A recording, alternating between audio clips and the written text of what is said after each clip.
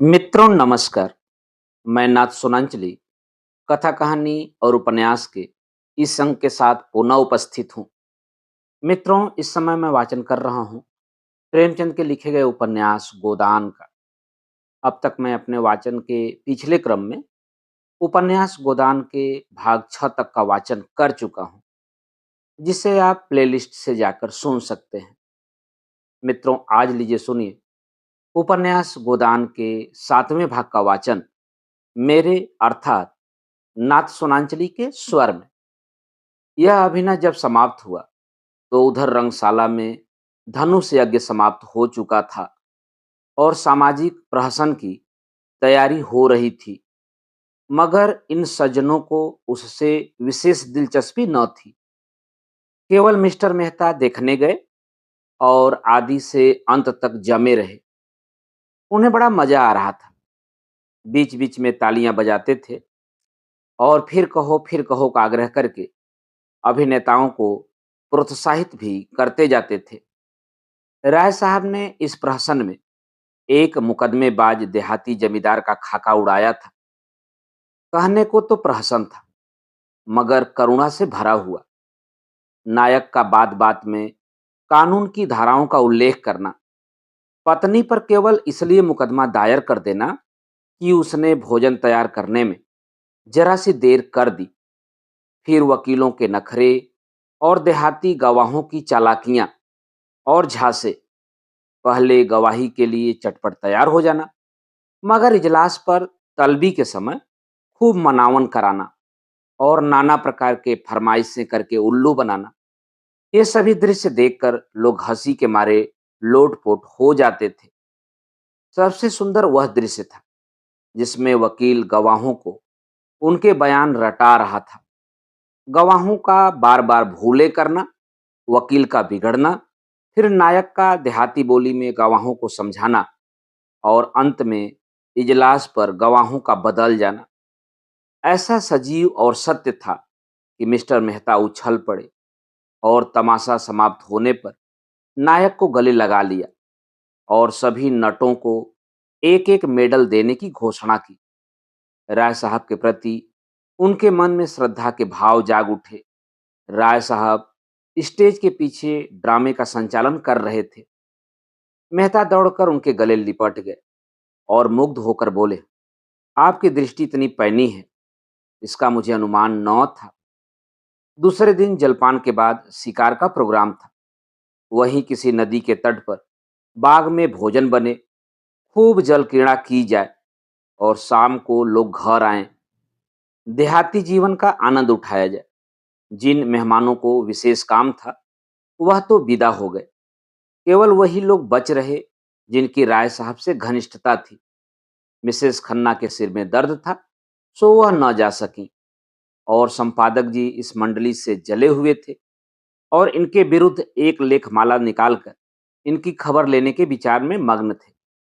सब के सब छटे हुए गुंडे हैं, हराम के पैसे उड़ाते हैं और मूछों पर ताव देते हैं। दुनिया में क्या हो रहा है इन्हें क्या खबर। इनके पड़ोस में कौन मर रहा है इन्हें क्या परवाह। इन्हें तो अपने भोग विलास से काम है। यह मेहता जो फिलासफर बना फिरता है, उसे यही धुन है कि जीवन को संपूर्ण बनाओ। महीने में 1000 मार लेता है, उसे अख्तियार है जीवन को संपूर्ण बनाओ या परिपूर्ण बनाओ। जिसको यह फिक्र दबाए डालती है कि लड़कों का ब्याह कैसे हो या बीमार स्त्री के लिए वैद्य कैसे आए या अब की बार घर का किराया किसके घर से आएगा, वह अपना जीवन कैसे संपूर्ण बनाए, छूटे साण बने दूसरों के खेत में मुंह मारता है और समझता है कि संसार में सब सुखी हैं। उसकी आंखें तब खुलेंगी जब क्रांति होगी और उससे कहा जाएगा, बच्चों खेत में चलकर हल जोतो, तब देखें तुम्हारा जीवन कैसे संपूर्ण होता है। वह जो है मालती, जो 72 घाटों का पानी पीकर भी मिस बनी फिरती है, शादी नहीं करेगी। इससे जीवन बंधन में पड़ जाता है और बंधन में जीवन का पूरा विकास नहीं होता। बस जीवन का विकास इसी में है कि दुनिया को लूटे जाओ और निर्द्वंद विलास किए जाओ। सारे बंधन तोड़ दो, धर्म और समाज को गोली मारो, जीवन के कर्तव्यों को पास न फटकने दो, बस तुम्हारा जीवन संपूर्ण हो गया। इससे ज्यादा आसान और क्या होगा? माँ बाप से नहीं पड़ती, उन्हें धता बताओ। शादी मत करो, यह बंधन है। बच्चे होंगे, यह मोहपाश है। मगर टैक्स क्यों देते हो? कानून भी तो बंधन है, उसे क्यों नहीं तोड़ते? उसे क्यों कन्नी काटते हो? जानते हो ना कि कानून की जरा सी भी अवज्ञा की और बेड़ियां पड़ जाएंगी। बस वही बंधन तोड़ो जिसमें अपनी भोग लिप्सा में बाधा नहीं पड़ती। रस्सी को सांप बनाकर पीटो और 30 मार खां बनो।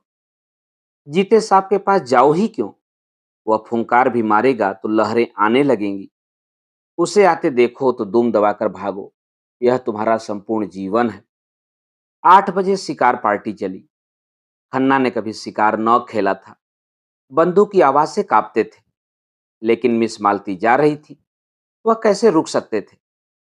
मिस्टर तनखा को अभी तक इलेक्शन के विषय में बातचीत करने का अवसर न मिला था।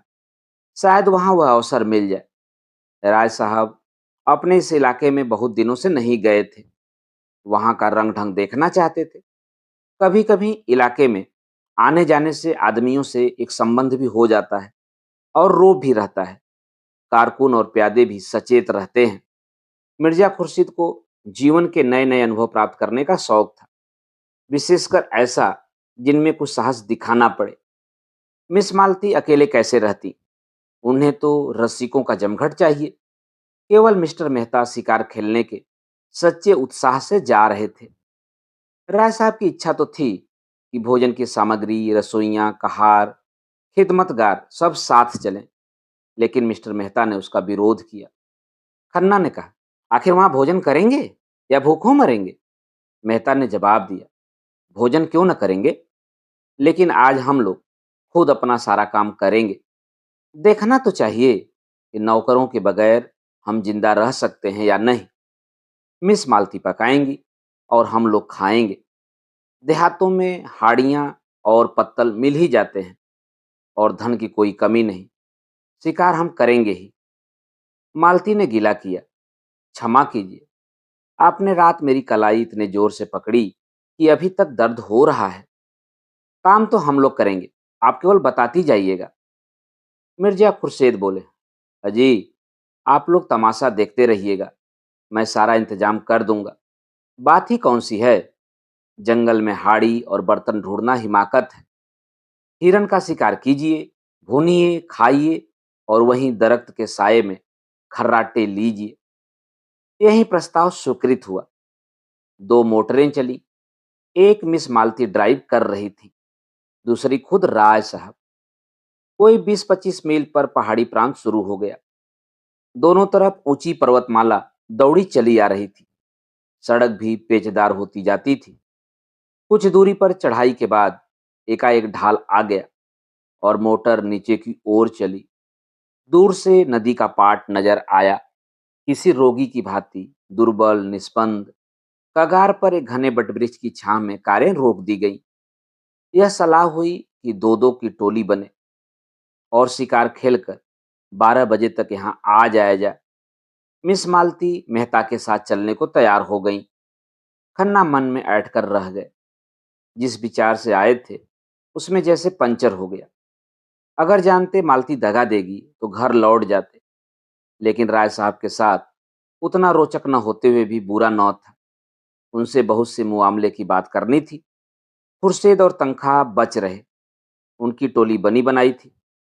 तीनों टोलियां एक एक तरफ चल दी।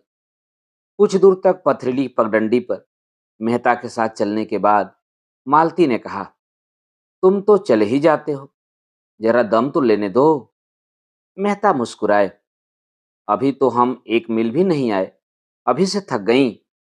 थक ही नहीं, लेकिन क्यों न जरा दम ले लें। जब तक कोई शिकार हाथ न आ जाए हमें आराम करने का अधिकार नहीं। मैं शिकार खेलने न आई थी। मेहता ने अनजान बनकर कहा, अच्छा, यह मैं न जानता था। फिर क्या करने आई थी? अब तुमसे क्या बताऊं। हिरनों का एक झुंड चरता हुआ नजर आया।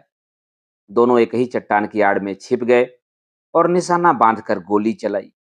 निशाना खाली गया, झुंड भाग निकला। मालती ने पूछा, अब क्या करेंगे? कुछ नहीं, चलो फिर कोई और शिकार मिलेगा। दोनों कुछ देर तक चुपचाप चलते रहे। फिर मालती ने जरा रुक कर कहा, गर्मी के मारे बुरा हाल हो रहा है, आओ इस वृक्ष के नीचे बैठ जाएं। अभी नहीं, तुम बैठना चाहती हो तो बैठो, मैं तो नहीं बैठता। बड़े निर्दयी हो तुम, सच कहती हूँ। जब तक कोई शिकार न मिल जाए मैं नहीं बैठ सकता। तब तो तुम मुझे मार ही डालोगे। अच्छा बताओ, रात तुमने मुझे इतना क्यों सताया? मुझे तुम्हारे ऊपर बड़ा क्रोध आ रहा था, याद है? तुमने मुझे क्या कहा था? तुम हमारे साथ चलेगा दिलदार? मैं न जानती थी तुम इतने शरीर हो। अच्छा, सच कहना, तुम उस वक्त मुझे अपने साथ ले जाते? मेहता ने कोई जवाब न दिया, मानो सुना ही नहीं। दोनों कुछ दूर चलते रहे। एक तो जेठ की धूप, दूसरे पथरीला रास्ता। मालती थक कर बैठ गई। मेहता खड़े खड़े बोले, अच्छी बात है, तुम आराम कर लो, मैं यहीं आऊंगा। मुझे अकेले छोड़कर चले जाओगे? मैं जानता हूं तुम अपनी रक्षा कर सकती हो। कैसे जानते हो? नए युग की देवियों की यही सिफत है। वह मर्द का आश्रय नहीं चाहती, उससे कंधा मिलाकर चलना चाहती है। मालती ने झेपते हुए कहा, तुम कोरे फिलासफर हो मेहताब, सचमुच। सामने वृक्ष पर एक मोर बैठा हुआ था। मेहता ने निशाना साधा और बंदूक चलाई। मोर उड़ गया। मालती प्रसन्न होकर बोली, बहुत अच्छा हुआ, मेरा सांप पड़ा। मेहता ने बंदूक कंधे पर रखकर कहा, तुमने मुझे नहीं, अपने आप को सांप दिया। शिकार मिल जाता तो मैं तुम्हें 10 मिनट की मोहलत देता। अब तो तुमको फौरन चलना पड़ेगा।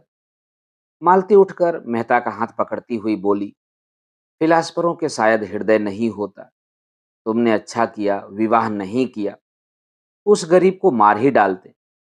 मगर मैं यूं न छोड़ूंगी, तुम मुझे छोड़कर नहीं जा सकते। मेहता ने एक झटके से हाथ छुड़ा लिया और आगे बढ़े।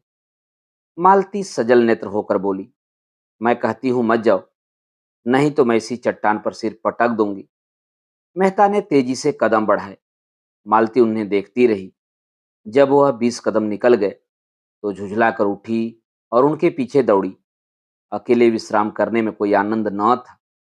समीप आकर बोली, मैं तुम्हें इतना पशु न समझती थी। मैं जो हिरन मारूंगा उसकी खाल तुम्हें भेंट करूंगा। खाल जाए भाड़ में, मैं अब तुमसे बात न करूंगी। कहीं हम लोगों के हाथ कुछ न लगा और दूसरों ने अच्छे शिकार मारे तो मुझे बड़ी झेप होगी। एक चौड़ा नाला मुंह फैलाए बीच में खड़ा था। बीच की चट्टानें उसके दांतों से लगती थी। धार में इतना वेग था कि लहरें उछली पड़ती थीं। सूर्य मध्याह्न पर आ पहुंचा था और उसकी प्यासी किरणें जल में क्रीड़ा कर रही थीं।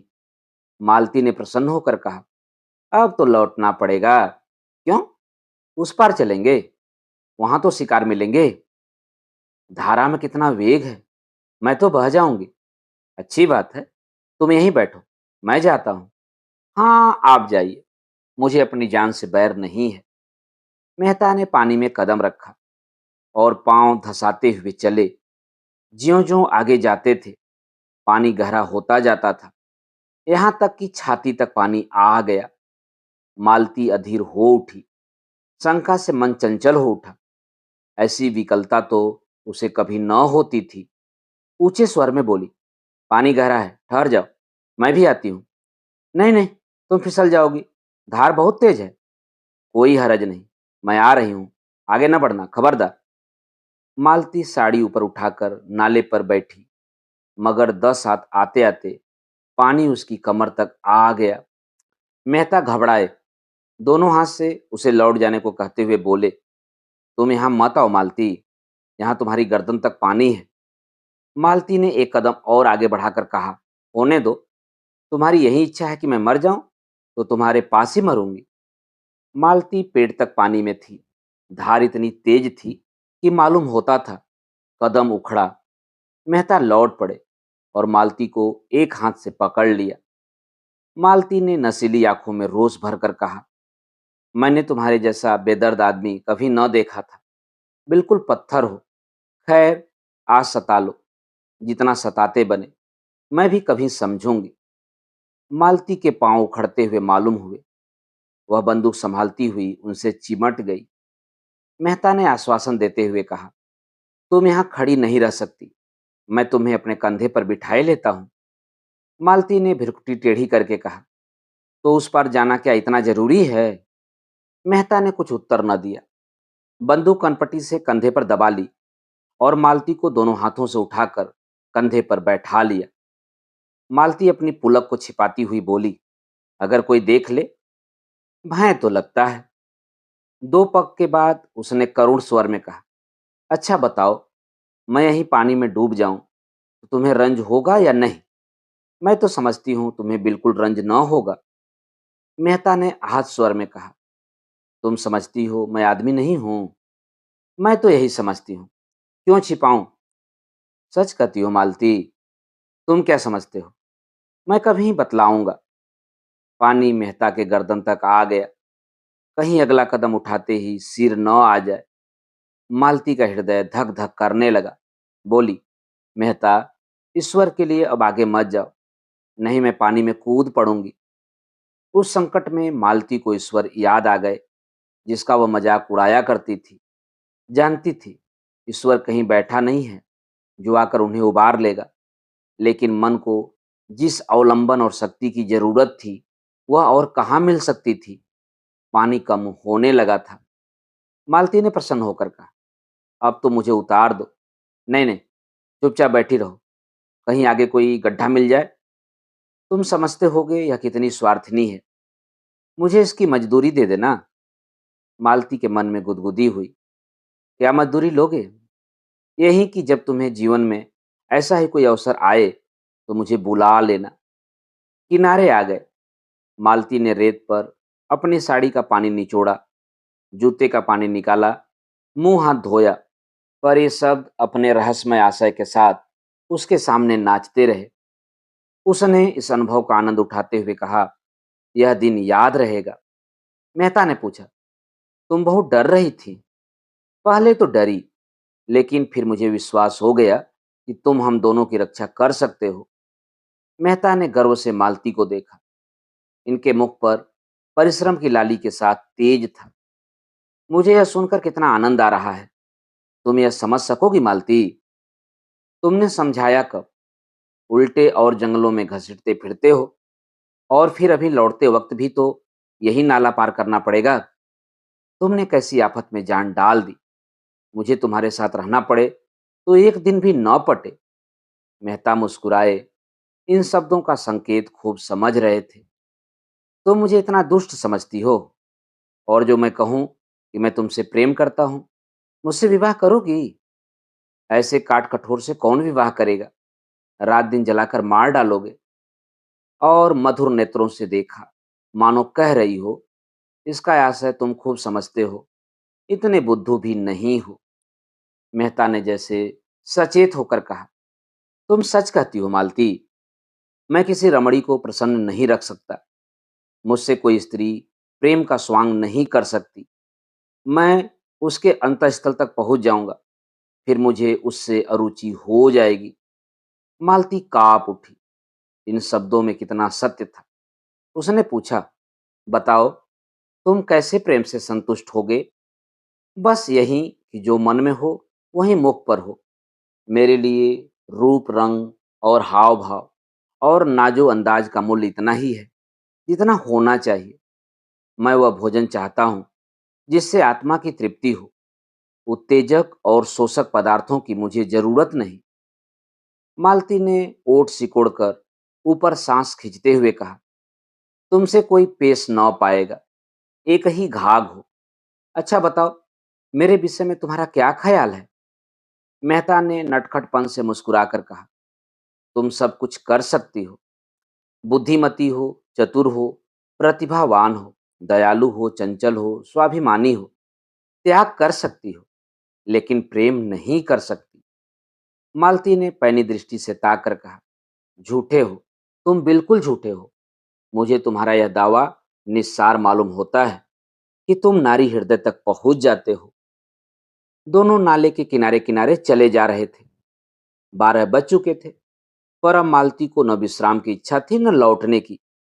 आज के संभाषण में उसे एक ऐसा आनंद आ रहा था जो उसके लिए बिल्कुल नया था।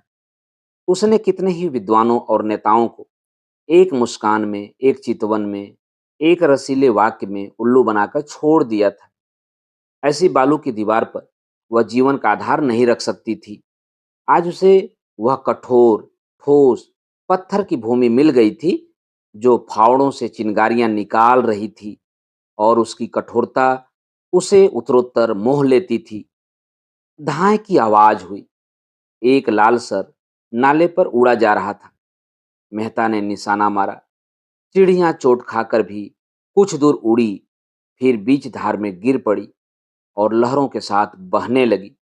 अब अभी जाकर लाता हूं, जाती कहाँ है?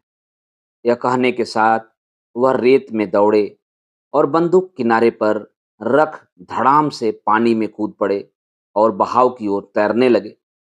मगर आधा मील तक पूरा जोर लगाने पर भी चिड़िया न पा सके। चिड़िया मरकर भी जैसे उड़ी जा रही थी। सहसा उन्होंने देखा, एक युवती किनारे की एक झोपड़ी से निकली, चिड़िया को बहते देखकर साड़ी को जांघों तक चढ़ाया और पानी में घुस पड़ी। एक क्षण में उसने चिड़िया पकड़ ली और मेहता को दिखाती हुई बोली, पानी से निकल जाओ बाबूजी, तुम्हारी चिड़िया है यह। मेहता युवती की चपलता और साहस देकर मुग्ध हो गए। तुरंत किनारे की ओर हाथ चलाए और 2 मिनट में युवती के पास जा खड़े हुए। युवती का रंग तो था काला और वह भी गहरा, कपड़े काफी मैले और फूहड़। आभूषण के नाम पर हाथों में केवल दो दो मोटी चूड़ियां, सिर के बाल उलझे अलग अलग। मुखमंडल का कोई ऐसा भाग नहीं जिसे सुंदर या सुघड़ कहा जा सके, लेकिन उस स्वच्छ निर्मल जलवायु ने उसके कालेपन में ऐसा लावण्य भर दिया था, और प्रकृति की गोद में पलकर उसके अंग इतने सुडौल, सुगठित और स्वच्छंद हो गए थे कि यौवन का चित्र खींचने के लिए उससे सुंदर कोई रूप न मिलता। उसका सबल स्वास्थ्य जैसे मेहता के मन में बल और तेज भर रहा था। मेहता ने उसे धन्यवाद देते हुए कहा, तुम बड़े मौके से पहुंच गई, नहीं तो मुझे न जाने कितनी दूर तैरना पड़ता। युवती ने प्रसन्नता से कहा, मैंने तुम्हें तैरते आते देखा तो दौड़ी। शिकार खेलने आए होगे? हाँ, आए तो थे शिकार ही खेलने, मगर दोपहर हो गया और यही चिड़िया मिली है। तेंदुआ मारना चाहो तो मैं उसका ठौर दिखा दूं। रात को यहाँ रोज पानी पीने आता है, कभी कभी दोपहर में भी आ जाता है। फिर जरा सकुचाकर सिर झुकाकर बोली, उसकी खाल हमें देनी पड़ेगी। चलो मेरे द्वार पर, वहां पीपल की छाया है।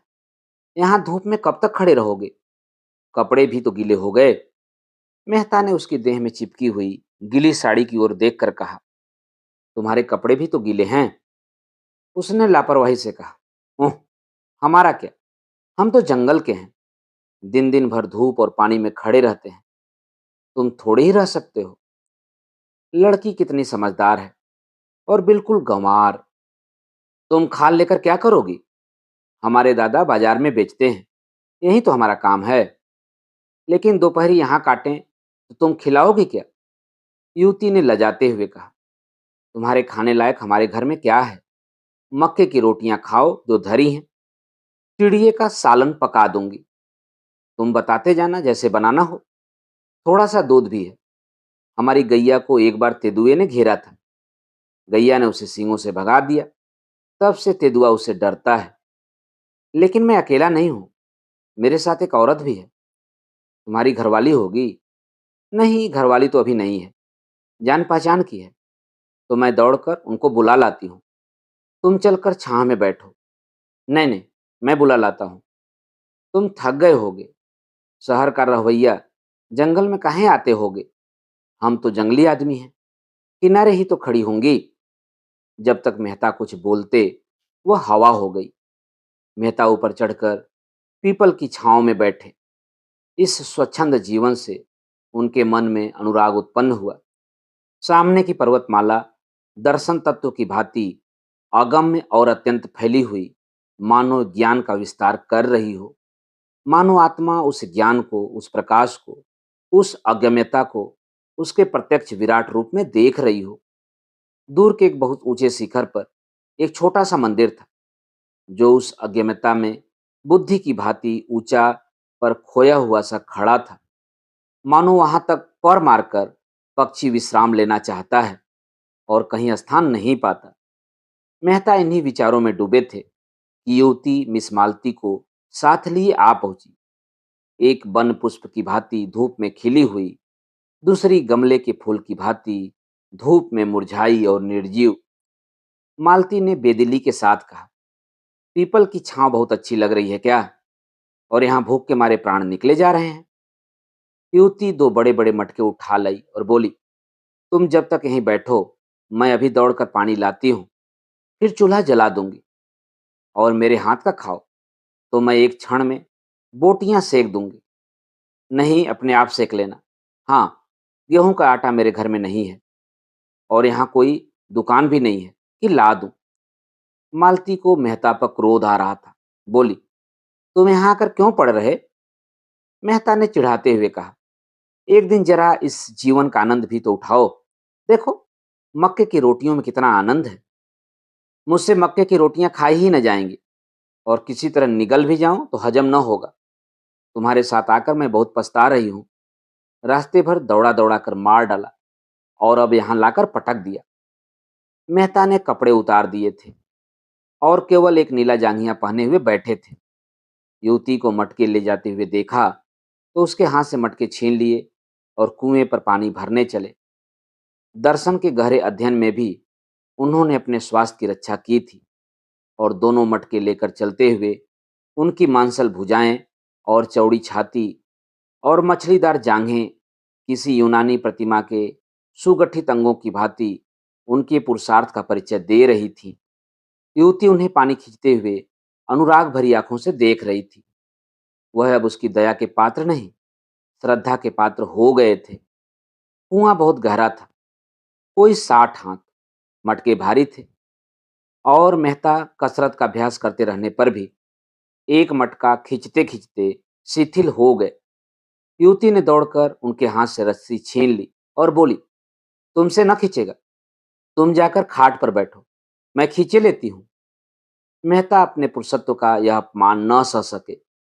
रस्सी उसके हाथ से फिर ले ली और जोर मारकर एक क्षण में दूसरा मटका भी खींच लिया और दोनों हाथों में दोनों मटके लिए आकर झोपड़ी के द्वार पर खड़े हो गए।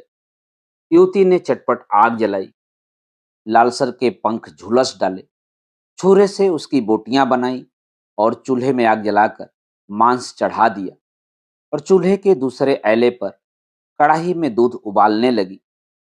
और मालती भौवें चढ़ाए खाट पर खिन्न मन पड़ी इस तरह यह दृश्य देख रही थी, मानो उसके ऑपरेशन की तैयारी हो रही हो।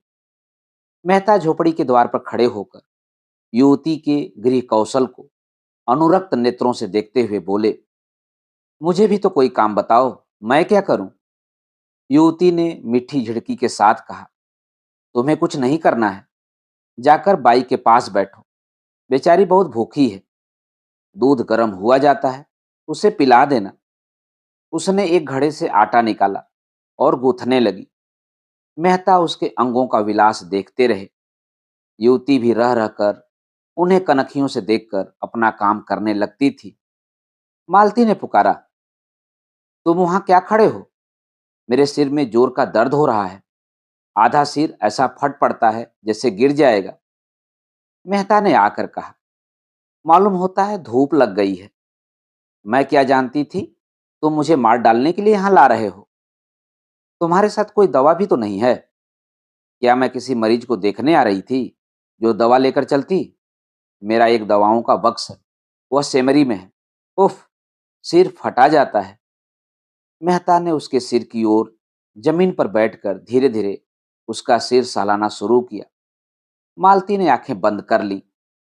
युवती हाथों में आटा भरे, सिर के बाल बिखरे, आंखें धुएं से लाल और सजल, सारी देह पसीने में तर, जिससे उसका उभरा हुआ वक्ष साफ झलक रहा था, आकर खड़ी हो गई और मालती को आंखें बंद किए पड़ी देखकर बोली, बाई को क्या हो गया है? मेहता बोले, सिर में बड़ा दर्द है। पूरे सिर में है या आधे में? आधे में बतलाती हैं। दाईं ओर है कि बाईं ओर? बाईं ओर। मैं अभी दौड़ के एक दवा लाती हूँ। घिस कर लगाते ही अच्छा हो जाएगा। तुम इस धूप में कहाँ जाओगी? युवती ने सुना ही नहीं। वेग से एक ओर जाकर पहाड़ियों में छिप गई। कोई आधा घंटे बाद मेहता ने उसे ऊंची पहाड़ी पर चढ़ते देखा। दूर से बिल्कुल गुड़िया सी लग रही थी। मन में सोचा, इस जंगली छोकरी में सेवा का कितना भाव और कितना व्यवहारिक ज्ञान है। लू और धूप में आसमान पर चढ़ी जा रही है। मालती ने आंखें खोलकर देखा। कहाँ गई वह कलूटी? गजब की काली है, जैसे आबनूस का कुंदा हो। इसे भेज दो। राय साहब से कह आए, कार यहाँ भेज दें। इस तपिश में मेरा दम निकल जाएगा। कोई दवा लेने गई है। कहती है उसकी आधा शीशी से दर्द बहुत जल्द आराम हो जाता है। इनकी दवाएं इन्हीं को फायदा करती हैं, मुझे न करेंगी। तुम तो इस छोकरी पर लट्टू हो गए हो। कितने छिछोरे हो, जैसी रूह वैसे फरिश्ते। मेहता को कटु सत्य कहने में संकोच न होता था। कुछ बातें तो उसमें ऐसी हैं कि अगर तुम में होती तो तुम सचमुच देवी हो जाती। उसकी खूबियां उसे मुबारक। मुझे देवी बनने की इच्छा नहीं है। तुम्हारी इच्छा हो तो मैं जाकर कार लाऊं। यद्यपि कार यहाँ आ भी सकेगी, मैं नहीं कह सकता। उस कलूटी को क्यों नहीं भेज देते? वह तो दवा लेने गई है, फिर भोजन पकाएगी। तो आज आप उसके मेहमान हैं। शायद रात को भी यहीं रहने का विचार होगा। रात को शिकार भी तो अच्छा मिलते हैं। मेहता ने इस आक्षेप से चिढ़कर कहा, इस युवती के प्रति मेरे मन में जो प्रेम और श्रद्धा है वह ऐसी है कि अगर मैं उसकी ओर वासना से देखूं तो आंखें फूट जाएं। मैं अपने किसी घनिष्ठ मित्र के लिए भी इस धूप और लू में उस ऊंची पहाड़ी पर न जाता। और हम केवल घड़ी भर के मेहमान हैं, यह वह जानती है। वह किसी गरीब औरत के लिए भी इसी तत्परता से दौड़ जाएगी। मैं विश्व बंधुत्व और विश्व प्रेम पर केवल लेख लिख सकता हूँ, केवल भाषण दे सकता हूँ। वह उस प्रेम और त्याग का व्यवहार कर सकती है। कहने से करना कहीं कठिन है, इसे तुम भी जानती हो। मालती ने उपहास भाव से कहा, बस बस, वह देवी है, मैं मान गई। उसके वक्ष में उभार है, नितंबों में भारीपन है। देवी होने के लिए और क्या चाहिए? मेहता तिल मिला उठे। तुरंत उठे और कपड़े पहने जो सूख गए थे। बंदूक उठाई और चलने को तैयार हुए। मालती ने फुंकार मारी, तुम नहीं जा सकते। मुझे अकेला छोड़कर नहीं जा सकते। तब कौन जाएगा? वहीं तुम्हारी देवी। मेहता हतबुद्धि से खड़े थे।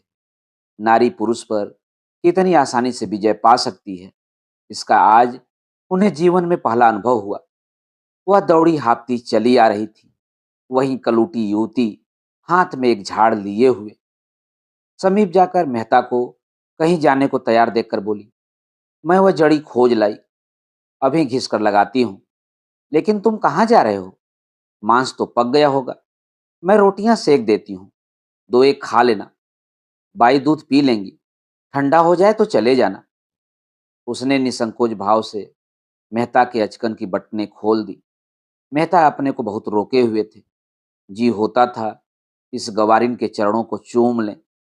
मालती ने कहा, अपनी दवाई रहने दो। नदी के किनारे बरगद के नीचे हमारी मोटर कार खड़ी है, वहां और लोग होंगे। उनसे कहना कार यहाँ लाएं। दौड़ी हुई जा। युवती ने दीन नेत्रों से मेहता को देखा। इतनी मेहनत से बूटी लाई, उसका यह अनादर।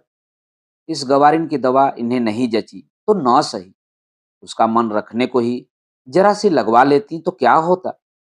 उसने बूटी जमीन पर रखकर पूछा, तब तक तो चूल्हा ठंडा हो जाएगा बाई जी।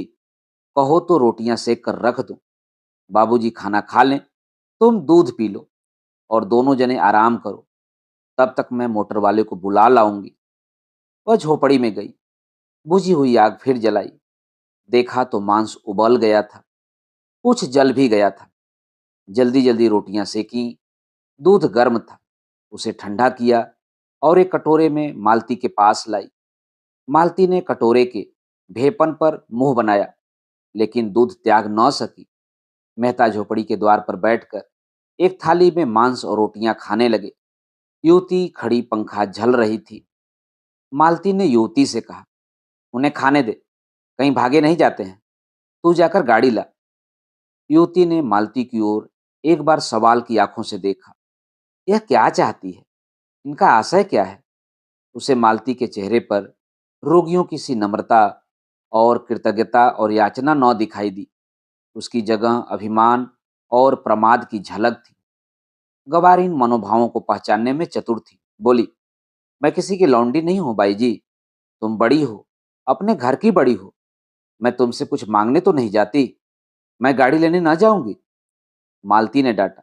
अच्छा, तूने गुस्ताखी पर कमर बांधी। बता, तू किसके इलाके में रहती है? यह राय साहब का इलाका है। तो तुझे उन्हीं राय साहब के हाथों हंटरों से पिटवाऊंगी। मुझे पिटवाने से तुम्हें सुख मिले तो पिटवा लेना बाई जी। कोई रानी महारानी थोड़ी हूं कि लश्कर भेजनी पड़ेगी।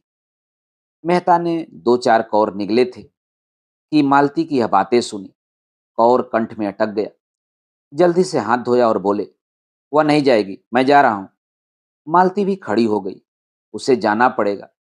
मेहता ने अंग्रेजी में कहा, उसका अपमान करके तुम अपना सम्मान बढ़ा नहीं रही हो मालती।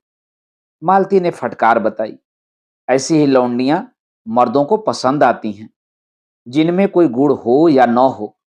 उनकी टहल दौड़ दौड़ कर प्रसन्न मन से करें और अपना भाग्य सराहें कि इन पुरुष ने मुझसे यह काम करने को तो कहा। वह देवियां हैं, शक्तियां हैं, विभूतियां हैं। मैं समझती थी वह पुरुषत्व तुम में कम से कम नहीं है, लेकिन अंदर से, संस्कारों से तुम भी वहीं बरबर हो। मेहता मनोविज्ञान के पंडित थे। मालती के मनोरहस्यों को समझ रहे थे।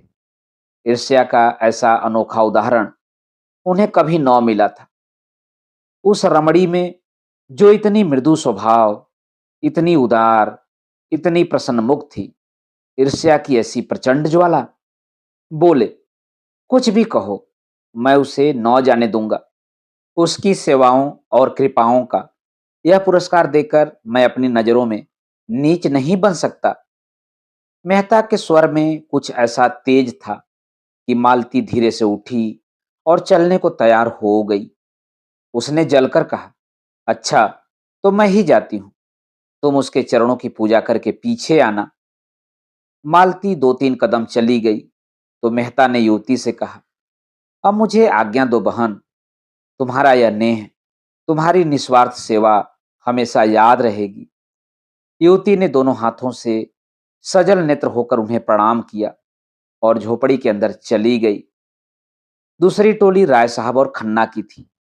राय साहब तो अपने उसी रेशमी कुर्ते और रेशमी चादर में थे, मगर खन्ना ने शिकारी सूट डाला था, जो शायद आज के लिए ही बनवाया गया था, क्योंकि खन्ना को असामियों के शिकार से इतनी फुर्सत कहाँ थी कि जानवरों का शिकार करते। खन्ना ठिगने, इकहरे रूपवान आदमी थे। गेहुआ रंग, बड़ी बड़ी आंखें, मुंह पर चेचक के दाग, बातचीत में बड़े कुशल। कुछ दूर चलने के बाद खन्ना ने मिस्टर मेहता का जिक्र छेड़ दिया, जो कल से ही उनके मस्तिष्क में राहु की भांति समाये हुए थे। बोले, यह मेहता भी कुछ अजीब आदमी है। मुझे तो कुछ बना हुआ मालूम होता है। राय साहब मेहता की इज्जत करते थे और उन्हें सच्चा और निष्कपट आदमी समझते थे, पर खन्ना से लेन देन का व्यवहार था। कुछ स्वभाव से शांति प्रिय भी थे, विरोध न कर सके। बोले, मैं तो उन्हें केवल मनोरंजन की वस्तु समझता हूं, कभी उनसे बहस नहीं करता, और करना भी चाहूं तो उतनी विद्या कहां से लाऊं। जिसने जीवन के क्षेत्र में कभी कदम ही नहीं रखा, वह अगर जीवन के विषय में कोई नया सिद्धांत अलापता है तो मुझे उस पर हंसी आती है। मजे से 1000 माहवार फटकारते हैं, न जोरू न जाता, न कोई चिंता न बाधा। वह दर्शन न बघारे तो कौन बघारे। आप निद्वंद रहकर जीवन को संपूर्ण बनाने का स्वप्न देखते हैं। ऐसे आदमी से क्या बहस की जाए। मैंने सुना चरित्र का अच्छा नहीं है। बेफिक्री में चरित्र अच्छा रह ही कैसे सकता है। समाज में रहो और समाज के कर्तव्यों और मर्यादाओं का पालन करो, तब पता चले। मालती न जाने क्या देखकर उन पर लट्टू हुई जाती है। मैं समझता हूं वह केवल तुम्हें जला रही है। मुझे वह क्या जलाएगी बेचारी? मैं उन्हें खिलौने से ज्यादा नहीं समझता। यह ना कहो मिस्टर खन्ना, मिस मालती पर जान तो देते हो तुम। यूं तो मैं आपको भी यही इल्जाम दे सकता हूं। मैं सचमुच खिलौना समझता हूं। आप उन्हें प्रतिमा बनाए हुए हैं। खन्ना ने जोर से कह कहा मारा। हालांकि हंसी की कोई बात न थी। अगर एक लोटा जल चढ़ा देने से वरदान मिल जाए तो क्या बुरा है? अब की राय साहब ने जोर से कहा मारा, जिसका कोई प्रयोजन न था। तब आपने उस देवी को समझा ही नहीं। आप जितनी ही उसकी पूजा करेंगे, उतना ही वह आपसे दूर भागेगी।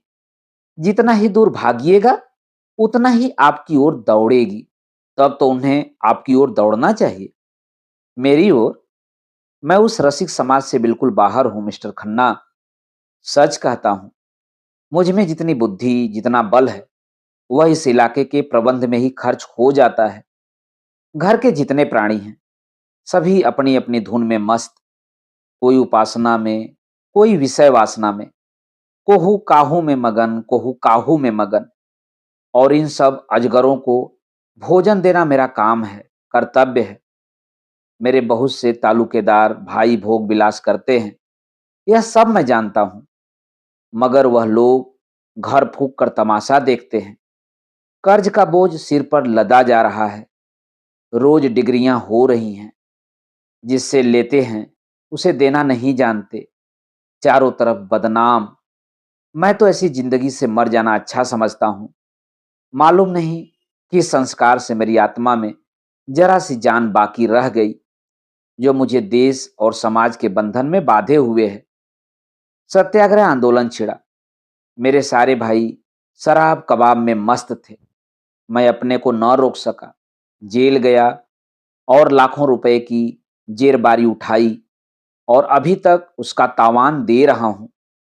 मुझे उसका पछतावा नहीं है, बिल्कुल नहीं। मुझे उसका गर्व है।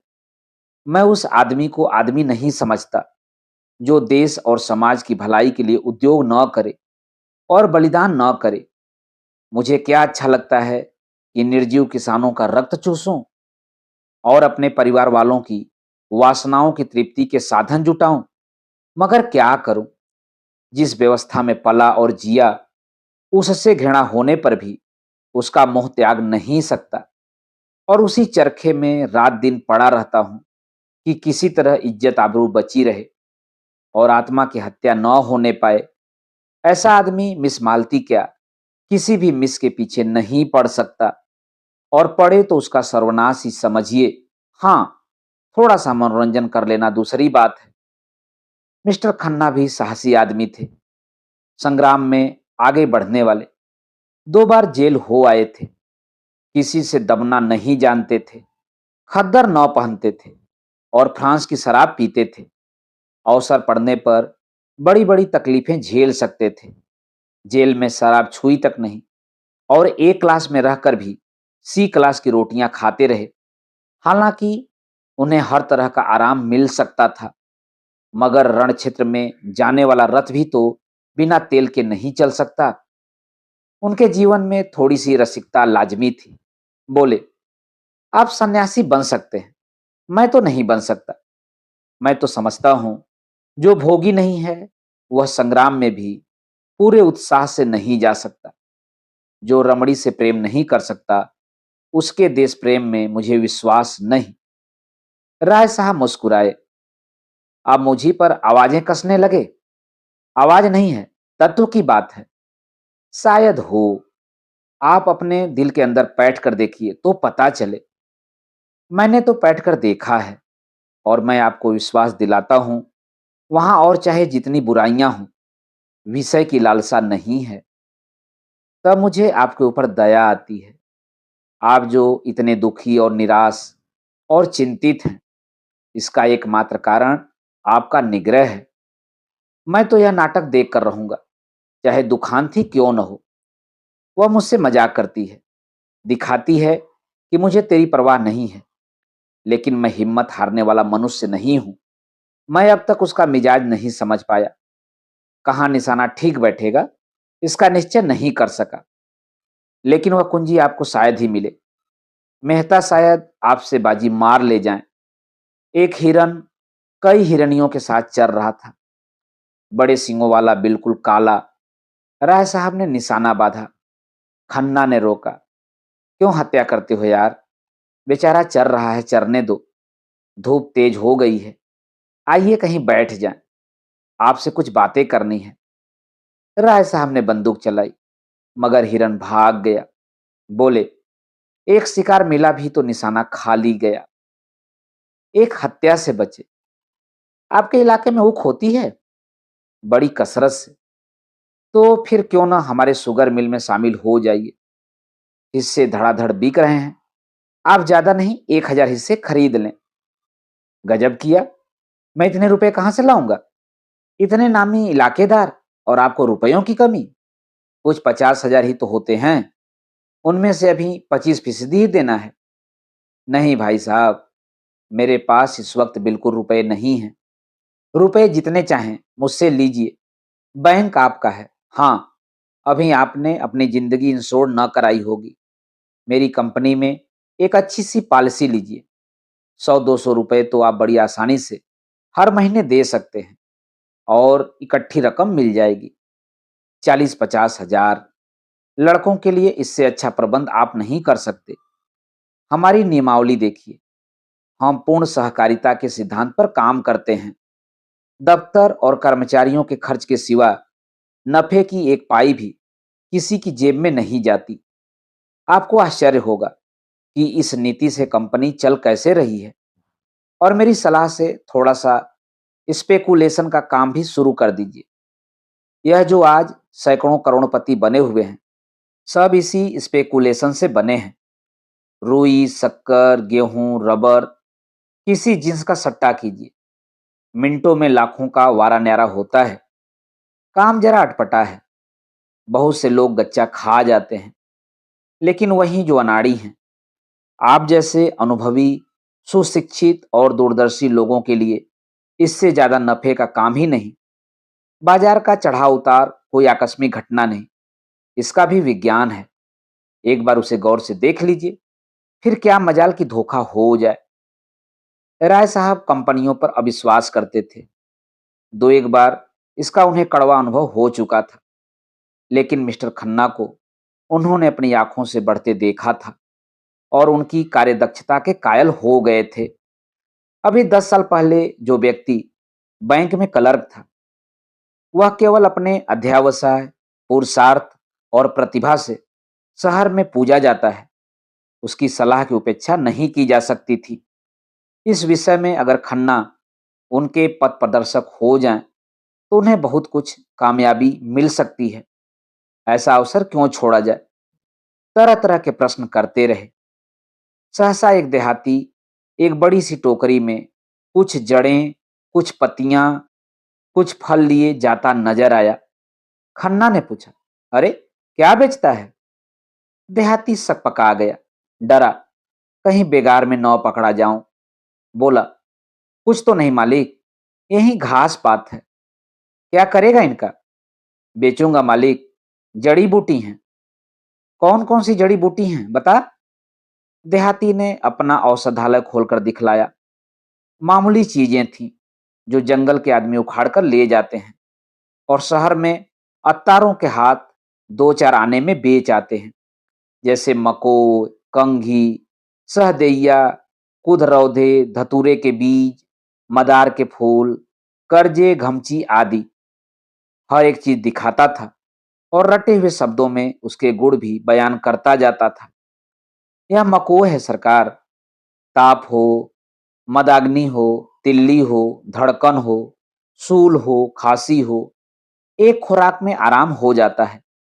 यह धतूरे के बीज है मालिक। गठिया हो, बाई हो। खन्ना ने दाम पूछा।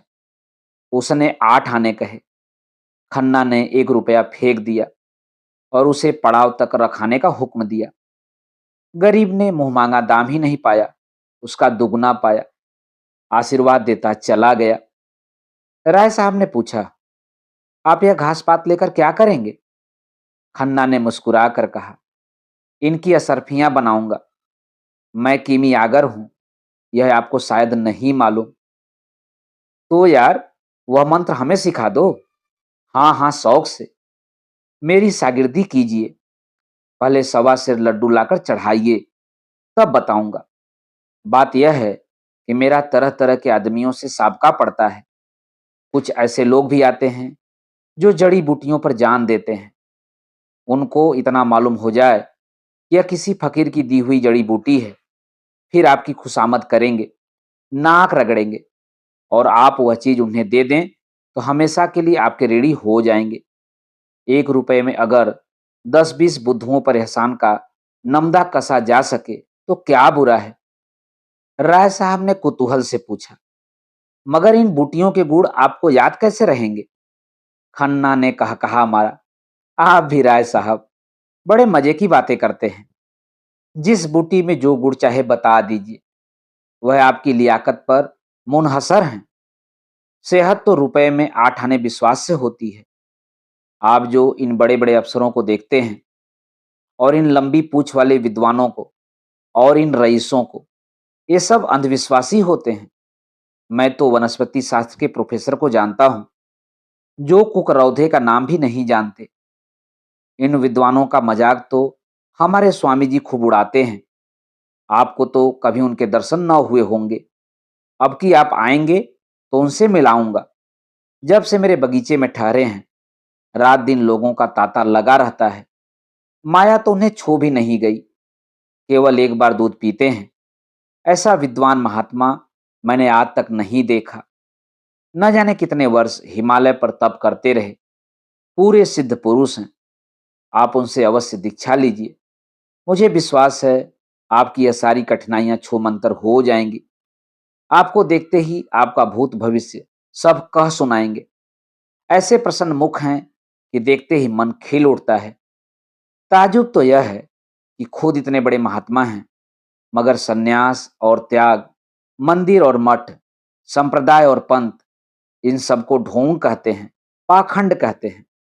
रूढ़ियों के बंधन को तोड़ो और मनुष्य बनो। देवता बनने का ख्याल छोड़ो। देवता बनकर तुम मनुष्य न रहोगे। राय साहब के मन में शंका हुई। महात्माओं में उन्हें भी वह विश्वास था जो प्रभुता वालों में आमतौर पर होता है। दुखी प्राणी को आत्मचिंतन में जो शांति मिलती है, उसके लिए वह भी लालायित रहते थे। जब आर्थिक कठिनाइयों से निराश हो जाते, मन में आता संसार से मुंह मोड़कर एकांत में जा बैठें और मोक्ष की चिंता करें। संसार के बंधनों को वह भी साधारण मनुष्यों की भांति आत्मोन्नति के मार्ग में बाधाएं समझते थे, और इनसे दूर हो जाना ही उनके जीवन का आदर्श था। लेकिन सन्यास और त्याग के बिना बंधनों को तोड़ने का और क्या उपाय है? लेकिन जब वह सन्यास को ढोंग कहते हैं, तो खुद क्यों सन्यास लिया है? उन्होंने सन्यास कब लिया है साहब? वह तो कहते हैं आदमी को अंत तक काम करते रहना चाहिए। विचार स्वतंत्र उनके उपदेशों का तत्व है। मेरी समझ में कुछ नहीं आ रहा है। विचार स्वातंत्र का आशय क्या है? समझ में तो मेरे भी कुछ नहीं आता। अब की आइए तो उनसे बातें हों। वह प्रेम को जीवन का सत्य कहते हैं, और इसकी ऐसी सुंदर व्याख्या करते हैं कि मन मुग्ध हो जाता है। मिस मालती को उनसे मिलाया कि नहीं? आप भी दिल लगी करते हैं। मालती को भला इनसे क्या मिलता? वाक्य पूरा न हुआ था कि वह सामने झाड़ी में सरसराहट की आवाज सुनकर चौंक पड़े, और प्राण रक्षा की प्रेरणा से राय साहब के पीछे आ गए। झाड़ी में से एक तेंदुआ निकला और मंद गति से सामने की ओर चला। राय साहब ने बंदूक उठाई और निशाना बांधना चाहते थे कि खन्ना ने कहा, यह क्या करते हैं आप? खामख्वाह उसे छेड़ रहे हैं। कहीं लौट पड़े तो? लौट क्या पड़ेगा, वहीं ढेर हो जाएगा। तो मुझे उस टीले पर चढ़ जाने दीजिए। मैं शिकार का ऐसा शौकीन नहीं हूं। तब क्या शिकार खेलने चले थे? सामत और क्या। राय साहब ने बंदूक नीचे कर ली। बड़ा अच्छा शिकार निकल गया। ऐसे अवसर कम मिलते हैं। मैं तो अब यहाँ नहीं ठहर सकता, खतरनाक जगह है। एक आध शिकार तो मार लेने दीजिए, खाली हाथ लौटते शर्म आती है। आप मुझे कृपा करके कार के पास पहुंचा दीजिए, फिर चाहे तेंदुए का शिकार कीजिए या चीते का। आप बड़े डरपोक हैं मिस्टर खन्ना, सच में। व्यर्थ में अपनी जान खतरे में डालना बहादुरी नहीं है। अच्छा, तो आप खुशी से लौट सकते हैं। अकेले? रास्ता बिल्कुल साफ है। जी नहीं, आपको मेरे साथ चलना पड़ेगा। राय साहब ने बहुत समझाया, मगर खन्ना ने एक नौ मानी। मारे भय के उनका चेहरा पीला पड़ गया था। उस वक्त अगर झाड़ी में से एक गिलहरी भी निकल आती तो वह चीख मारकर गिर पड़ते। बोटी बोटी कांप रही थी, पसीने से तर हो गए थे। राय साहब को लाचार होकर उनके साथ लौटना पड़ा। जब दोनों आदमी बड़ी दूर निकल आए तो खन्ना के होश ठिकाने आए। बोले, खतरे से नहीं डरता, लेकिन खतरे के मुंह में उंगली डालना हिमाकत है। अजी जाओ भी, जरा सा तेंदुआ देख लिया तो जान निकल गई। मैं शिकार खेलना उस जमाने का संस्कार समझता हूं जब आदमी पशु था। तब से संस्कृति बहुत आगे बढ़ गई है। मैं मिस मालती से आपकी कलई खोलूंगा। मैं हिंसावादी होना लज्जा की बात नहीं समझता। अच्छा, तो यह आपका हिंसावाद था? शाबाश। खन्ना ने गर्व से कहा, जी हाँ, यह मेरा अहिंसावाद था। आप बुद्ध और शंकर के नाम पर गर्व करते हैं और पशुओं की हत्या करते हैं। लज्जा आपको आनी चाहिए, न कि मुझे। कुछ दूर दोनों फिर चुपचाप चलते रहे। तब खन्ना बोले, तो आप कब तक आएंगे? मैं चाहता हूं आप पॉलिसी का फॉर्म आज ही भर दें, और शक्कर के हिस्सों का भी। मेरे पास दोनों फॉर्म भी मौजूद है। राय साहब ने चिंतित स्वर में कहा, जरा सोच लेने दीजिए। अरे, इसमें सोचने की जरूरत नहीं। तीसरी टोली मिर्जा खुर्शीद और मिस्टर तंखा की थी। मिर्जा खुर्शीद के लिए भूत और भविष्य सादे कागज की भांति था। वह वर्तमान में रहते थे। न भूत का पछतावा था, न भविष्य की चिंता। जो कुछ सामने आ जाता था उसमें जी जान से लग जाते थे। मित्रों की मंडली में वह विनोद के पुतले थे। काउंसिल में उनसे ज्यादा उत्साही मेंबर कोई न था। जिस प्रश्न के पीछे पड़ जाते, मिनिस्टरों को रुला देते। किसी के साथ रियायत करना नहीं जानते थे। बीच बीच में परिहास भी करते जाते थे। उनके लिए आज जीवन था, कल का पता नहीं। गुस्सेवर भी ऐसे थे कि ताल ठोक कर सामने आ जाते थे। नम्रता के सामने दंडवत करते थे, लेकिन जहां किसी ने शान दिखाई और यह हाथ धोकर उसके पीछे पड़े। न अपना लेना याद रखते थे, न दूसरों का देना। शौक था शायरी का और शराब का। औरत केवल मनोरंजन की वस्तु थी। बहुत दिन हुए हृदय का दिवाला निकाल चुके थे।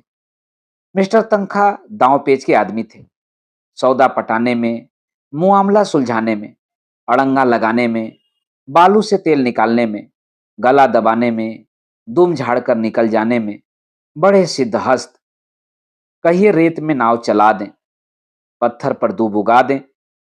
तालुकेदारों को महाजनों से करत दिलाना, नई कंपनियां खोलना, चुनाव के अवसर पर उम्मीदवार खड़े करना, यही उनका व्यवसाय था। खासकर चुनाव के समय उनकी तकदीर चमकती थी। किसी पोढ़े उम्मीदवार को खड़ा करते, दिलो जान से उसका काम करते और 10-20 हजार बना लेते। जब कांग्रेस का जोर था, कांग्रेस के उम्मीदवारों के सहायक थे। जब सांप्रदायिक दल का जोर हुआ तो हिंदू सभा की ओर से काम करने लगे। मगर इस उलटफेर के समर्थन के लिए उनके पास ऐसी दलीलें थीं कि कोई उंगली न दिखा सकता था। शहर के सभी रईस, सभी हुक्काम, सभी अमीरों से उनका याराना था। दिल में चाहे लोग उनकी नीति पसंद न करें, पर वह स्वभाव के इतने नम्र थे कि कोई मुंह पर कुछ नहीं कह सकता था। मिर्जा खुर्शीद ने रुमाल से माथे का पसीना पोंछ कर कहा, आज तो शिकार खेलने के लायक दिन नहीं है। आज तो कोई मुशायरा होना चाहिए था। वकील ने समर्थन किया, जी हाँ, वहीं बाग में बड़ी बहार रहेगी। थोड़ी देर के बाद मिस्टर तंखा ने मामले की बात छेड़ी। अब की चुनाव में बड़े बड़े गुल खिलेंगे, आपके लिए भी मुश्किल है। मिर्जा विरक्त मन से बोले, अब कि मैं खड़ा ही न होऊंगा। तनखा ने पूछा, क्यों? मुफ्त की बकबक कौन करे? फायदा ही क्या? मुझे अब इस डेमोक्रेसी में भक्ति नहीं रही। जरा सा काम और महीनों की बहस। हाँ, जनता की आंखों में धूल झोंकने के लिए अच्छा स्वांग है। इससे तो कहीं अच्छा है कि ये गवर्नर रहें, चाहे वह हिंदुस्तानी हो या अंग्रेज। इसमें बहस नहीं। एक इंजन जिस गाड़ी को बड़े मजे से हजारों मील खींच कर ले जा सकता है, उसे 10,000 आदमी मिलकर भी उतनी तेजी से नहीं खींच सकते। मैं तो यह सारा तमाशा देखकर काउंसिल से बेजार हो गया हूं। मेरा बस चले तो काउंसिल में आग लगा दूं, जिसे हम डेमोक्रेसी कहते हैं। वह व्यवहार में बड़े बड़े व्यापारियों और जमींदारों का राज्य है, और कुछ नहीं। चुनाव में वही बाजी ले जाता है जिसके पास रुपए हैं। रुपयों के जोर से उसके लिए सभी सुविधाएं तैयार हो जाती हैं। बड़े बड़े पंडित, बड़े बड़े मौलवी, बड़े बड़े लिखने और बोलने वाले, जो अपनी जबान और कलम से पब्लिक को जिस तरह चाहें फेर दें, सभी सोने के देवता के पैरों पर माथा रगड़ते हैं। मैंने तो इरादा कर लिया है, अब इलेक्शन के पास न जाऊंगा। मेरा प्रोपेगंडा अब डेमोक्रेसी के खिलाफ होगा। मिर्जा साहब ने कुरान की आयतों से सिद्ध किया कि पुराने जमाने के बादशाहों के आदर्श कितने ऊंचे थे। आज तो हम उसकी तरफ ताक भी नहीं सकते। हमारी आंखों में चकाचौंध आ जाएगी। बादशाह को खजाने की एक कौड़ी भी निजी खर्च में लाने का अधिकार न था। वह किताबें नकल करके, कपड़े सीकर, लड़कों को पढ़ाकर अपना गुजर करता था। मिर्जा ने आदर्श महीपों की एक लंबी सूची गिना दी। कहाँ तो वह प्रजा को पालने वाला बादशाह, और कहाँ आजकल के मंत्री और मिनिस्टर। 5, 6, 7, 8 हजार माहवार मिलना चाहिए। यह लूट है या डेमोक्रेसी? हिरनों का एक झुंड चरता हुआ नजर आया। मिर्जा के मुख पर शिकार का जोश चमक उठा। बंदूक संभाली और निशाना मारा। एक काला सा हिरन गिर पड़ा। वह मारा। इस उन्नत ध्वनि के साथ मिर्जा भी बेतहाशा दौड़े, बिल्कुल बच्चों की तरह उछलते कूदते तालियां बजाते। समीप ही एक वृक्ष पर एक आदमी लकड़ियां काट रहा था। वह भी चटपट वृक्ष से उतरकर मिर्जा जी के साथ दौड़ा। लकड़हारे ने हिरन को करुण नेत्रों से देखकर कहा, अच्छा पट्ठा था, मन भर से कम न होगा। हुकुम हो तो मैं उठाकर पहुंचा दूं। मिर्जा कुछ बोले नहीं। हिरण की टंगी हुई दीन वेदना से भरी आंखें देख रहे थे। अभी 1 मिनट पहले इसमें जीवन था। जरा सा पत्ता भी खड़कता तो कान खड़े करके चौकड़ियां भरता हुआ निकल भागता। अपने मित्रों और बाल बच्चों के साथ ईश्वर की उगाई हुई घास खा रहा था। मगर अब निष्पंद पड़ा है। उसकी खाल उधेड़ लो, उसकी बोटियां कर डालो, उसका कीमा बना डालो, उसे खबर न होगी। उसके कीड़ामय जीवन में जो आकर्षण था, जो आनंद था, वह क्या इस निर्जीव शव में है? कितनी सुंदर गठन थी, कितनी प्यारी आंखें, कितनी मनोहर छवि। उसकी छलांगें हृदय में आनंद की तरंगें पैदा कर देती थीं। उसकी चौकड़ियों के साथ हमारा मन भी चौकड़ियां भरने लगता था। उसकी स्फूर्ति जीवन सा बिखेरती चलती थी, जैसे फूल सुगंध बिखेरता है। लेकिन अब उसे देखकर ग्लानि होती है। लकड़हारे ने पूछा, कहाँ पहुंचाना होगा मालिक? मुझे भी 2 4 पैसे दे देना। मिर्जा जी ने जैसे ध्यान से चौंक पड़े। बोले, अच्छा उठा ले। कहाँ चलेगा? जहां हुकुम हो मालिक। नहीं, जहां तेरी इच्छा हो वहां ले जा, मैं तुझे देता हूं। लकड़हारे ने मिर्जा की ओर कुतूहल से देखा। कानों पर विश्वास न आया। अरे नहीं मालिक, हुजूर ने शिकार किया है तो हम कैसे खा लें? नहीं नहीं, मैं खुशी से कहता हूं, तुम इसे ले जाओ। तुम्हारा घर यहाँ से कितनी दूर है? कोई आधा कोस होगा मालिक। तो मैं भी तुम्हारे साथ चलूंगा। देखूंगा तुम्हारे बाल बच्चे कैसे खुश होते हैं। ऐसे तो मैं न ले जाऊंगा सरकार। आप इतनी दूर से आए हैं, इस कड़ी धूप में शिकार किया, मैं कैसे उठा ले जाऊं? उठा उठा, देर न कर। मुझे मालूम हो गया तू भला आदमी है। लकड़हारे ने डरते डरते और रह रहकर मिर्जा जी के मुख की ओर सशंक नेत्रों से देखते हुए कि कहीं बिगड़ न जाए, हिरण को उठाया। सहसा उसने हिरण को छोड़ दिया और खड़ा होकर बोला, मैं समझ गया मालिक, हुजूर ने इसकी हलाली नहीं की। मिर्जा जी ने हंसकर कहा, बस बस, तूने खूब समझा, अब उठा ले और घर चल। मिर्जा जी धर्म के इतने पाबंद न थे। 10 साल से उन्होंने नमाज नहीं पढ़ी थी। 2 महीने में एक दिन व्रत रख लेते थे, बिल्कुल निराहार निर्जल। मगर लकड़हारे को इस ख्याल से जो संतोष हुआ कि हिरन अब इन लोगों के लिए अखाद्य हो गया, उसे फीका न करना चाहते थे। लकड़हारे ने हल्के मन से हिरन को गर्दन पर रख लिया और घर की ओर चला। तनखा अभी तटस्थ वहीं पेड़ के नीचे खड़े थे। धूप में हिरन के पास जाने का कष्ट क्यों उठाते? कुछ समझ में नहीं आ रहा था कि मुआमला क्या है। लेकिन जब लकड़हारे को उल्टी दिशा में जाते देखा तो आकर मिर्जा से बोले, आप उधर कहाँ जा रहे हैं हजरत? क्या रास्ता भूल गए? मिर्जा ने अपराधी भाव से मुस्कुराकर कहा, मैंने शिकार इस गरीब आदमी को दे दिया, अब जरा इसके घर चल रहा हूं, आप भी आइए ना। तनखा ने मिर्जा को कुतूहल की दृष्टि से देखा और बोले, आप अपने होश में हैं या नहीं? कह नहीं सकता, मुझे खुद नहीं मालूम। शिकार इसे क्यों दे दिया? इसीलिए कि उसे पाकर इसे जितनी खुशी होगी मुझे या आपको न होगी।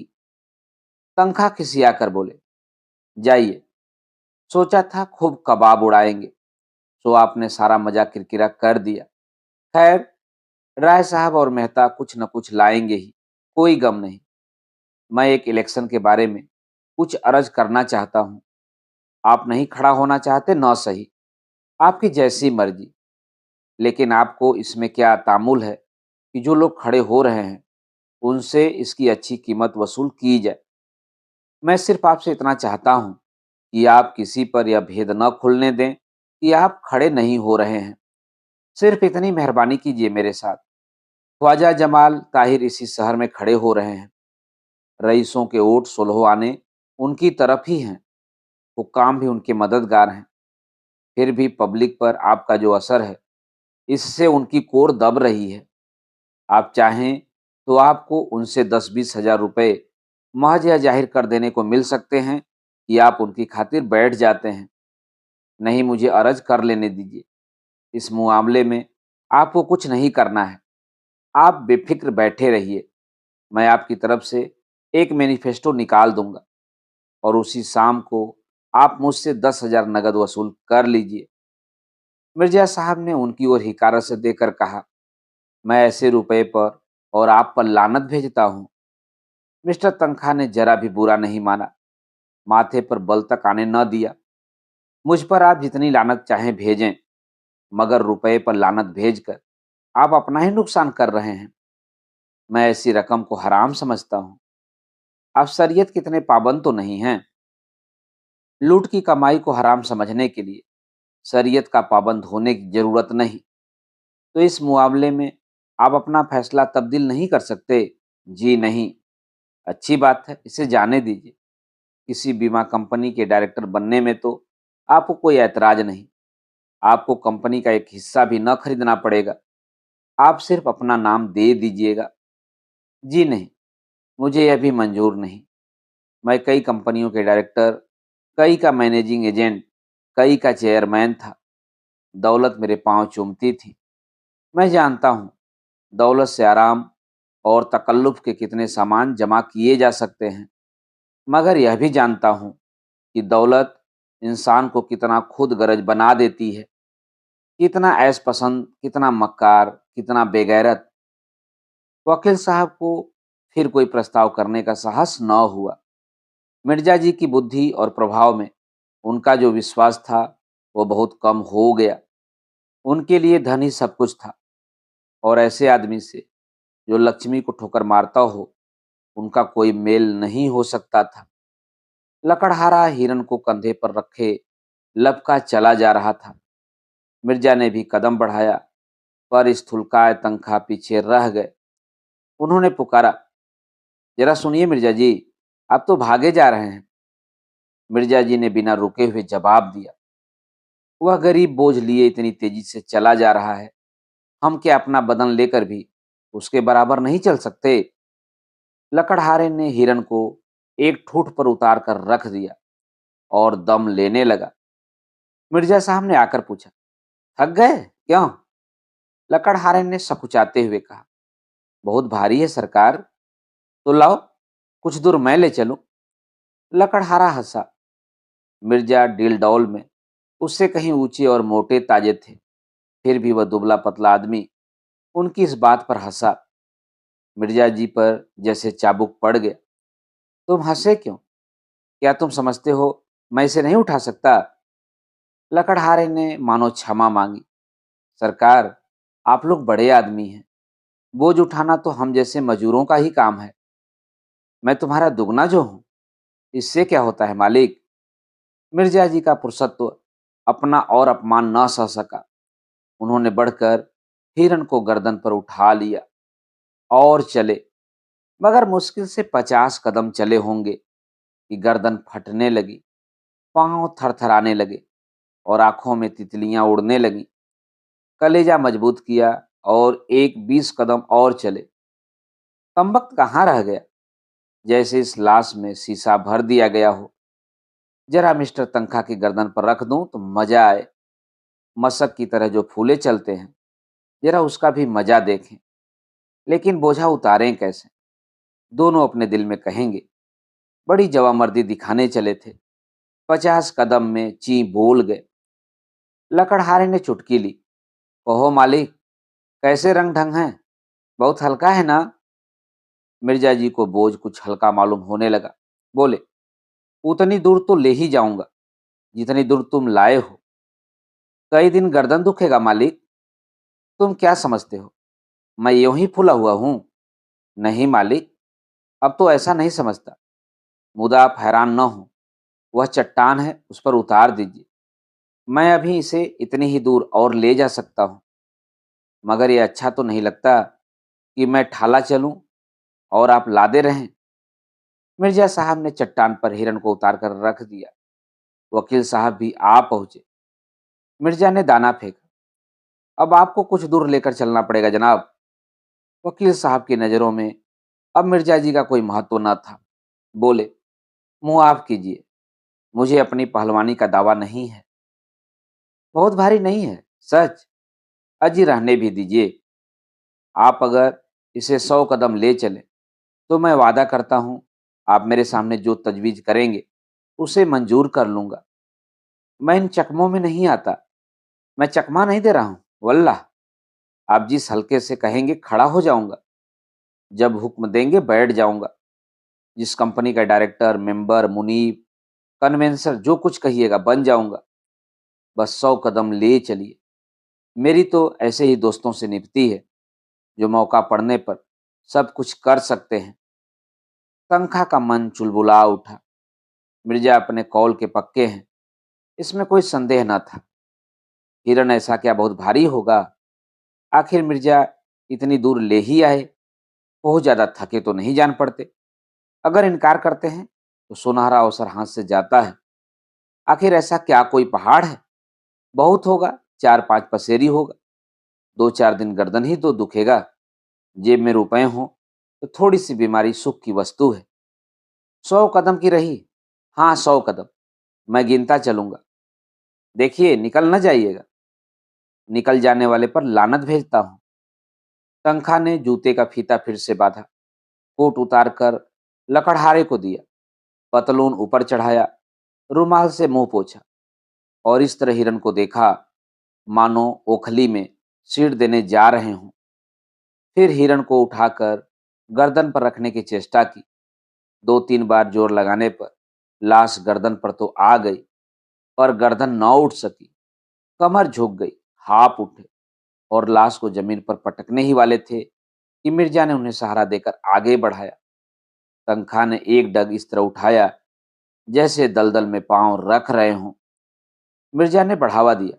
शाबाश मेरे शेर, वाह वाह। तनखा ने एक डग और रखा। मालूम हुआ गर्दन टूटी जाती है।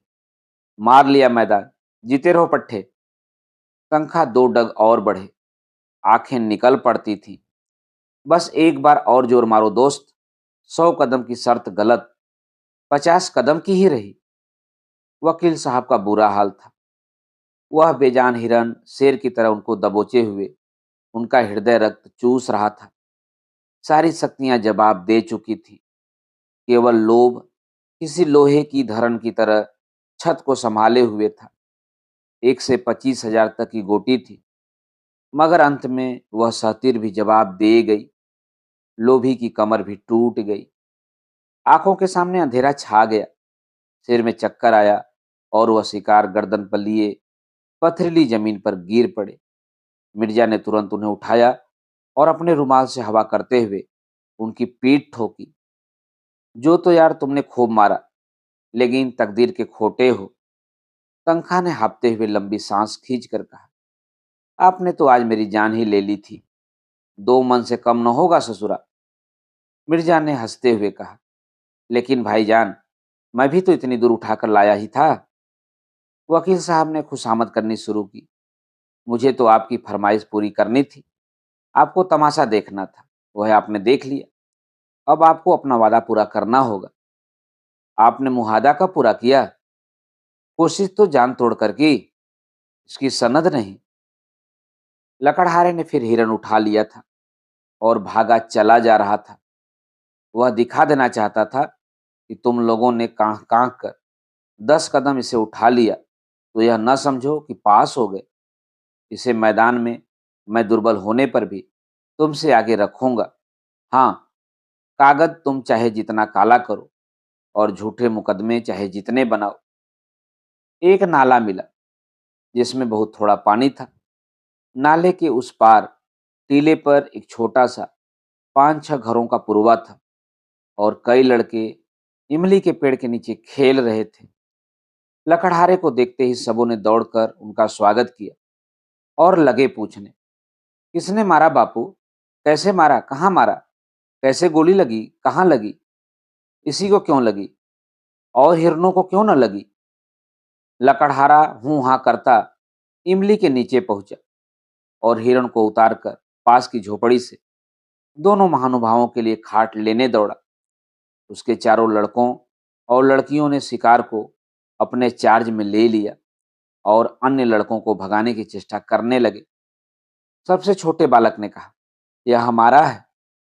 उसकी बड़ी बहन ने, जो 14-15 साल की थी, मेहमान की ओर देखकर छोटे भाई को डांटा, चुप, नहीं सिपाही पकड़ ले जाएगा। मिर्जा ने लड़के को छेड़ा, तुम्हारा नहीं हमारा है।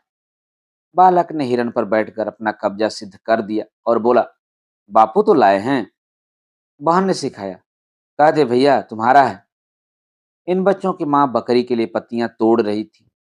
दो नए भले आदमियों को देखकर उसने जरा सा घूंघट निकाल लिया और शर्माई कि उसकी साड़ी कितनी मैली, कितनी फटी, कितनी उटंगी है। वह इस वेश में मेहमानों के सामने कैसे जाए? और गए बिना काम नहीं चलता। पानी वानी देना है। अभी दोपहर होने में कुछ कसर थी, लेकिन मिर्जा साहब ने दोपहरी इसी गांव में काटने का निश्चय किया। गांव के आदमियों को जमा किया, शराब मंगवाई, शिकार पका, समीप के बाजार से ही घी और मैदा मंगाया और सारे गांव को भोज दिया। छोटे बड़े स्त्री पुरुष सबों ने दावत उड़ाई। मर्दों ने खूब शराब पी और मस्त होकर शाम तक गाते रहे। और मिर्जा जी बालकों के साथ बालक, शराबियों के साथ शराबी, बूढ़ों के साथ बूढ़े, जवानों के साथ जवान बने हुए थे।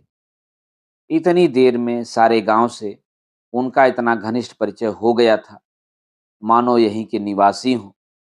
लड़के तो उन पर लदे पड़ते थे। कोई उनकी फुनगेदार टोपी सिर पर रखे लेता था, कोई उनकी राइफल कंधे पर रखकर अकड़ता हुआ चलता था, कोई उनकी कलाई की घड़ी खोलकर अपनी कलाई पर बांध लेता था। मिर्जा ने खूब खुद देसी शराब पी और झूम झूम कर जंगली आदमियों के साथ गाते रहे। जब ये लोग सूर्यास्त के समय यहाँ से विदा हुए तो गांव भर के नर नारी इन्हें बड़ी दूर तक पहुंचाने आए। कई तो रोते थे। ऐसा सौभाग्य उन गरीबों के जीवन में शायद पहली ही बार आया हो कि किसी शिकारी ने उनकी दावत की हो। जरूर यह कोई राजा है, नहीं तो इतना दरियाव दिल किसका होता है। इनके दर्शन फिर काहे को होंगे। कुछ दूर चलने के बाद मिर्जा ने पीछे फिरकर देखा और बोले, बेचारे कितने खुश थे। काश मेरी जिंदगी में ऐसे मौके रोज आते। आज का दिन बड़ा मुबारक था। तनख्वाह ने बेरुखी के साथ कहा, आपके लिए मुबारक होगा, मेरे लिए तो मनहूस ही था। मतलब कि कोई बात न हुई। दिन भर जंगलों और पहाड़ों की खाक छानने के बाद अपना समूह लिए लौट जाते हैं। मिर्जा ने निर्दयता से कहा, मुझे आपके साथ हमदर्दी नहीं है। दोनों आदमी जब बरगद के नीचे पहुंचे तो दोनों टोलियां लौट चुकी थीं। मेहता मुंह लटकाए हुए थे। मालती वेमनसी अलग बैठी थी, जो नई बात थी। राय साहब और खन्ना दोनों भूखे रह गए थे और किसी के मुंह से बात न निकलती थी। वकील साहब इसलिए दुखी थे कि मिर्जा ने उनके साथ बेवफाई की। अकेले मिर्जा साहब प्रसन्न थे और वह प्रसन्नता अलौकिक थी। मित्रों, अभी आप सुन रहे थे उपन्यास गोदान के 7वें भाग का वाचन मेरे अर्थात ना सोनांचली के स्वर में। मित्रों, उपन्यास गोदान के आगे के भागों का वाचन आप मेरे वाचन के अगले क्रम में सुन सकते हैं। तो जुड़े रहिए कथा कहानी और उपन्यास के साथ। धन्यवाद। नमस्कार।